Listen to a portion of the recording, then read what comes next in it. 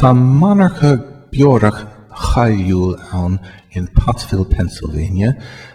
Yuengling an tenamatá an gálacht, agus déanann siad beor antach san áit sin. Is féidir turas a dhéanamh sa monarcha, agus is féidir cocharacht na beorach a eiscint, agus na budéal a dul timpeall, agus ag fáil le péad, agus clúdaigh capini a bhíon curtha ortha, agus an sin curtir snabascí iad, agus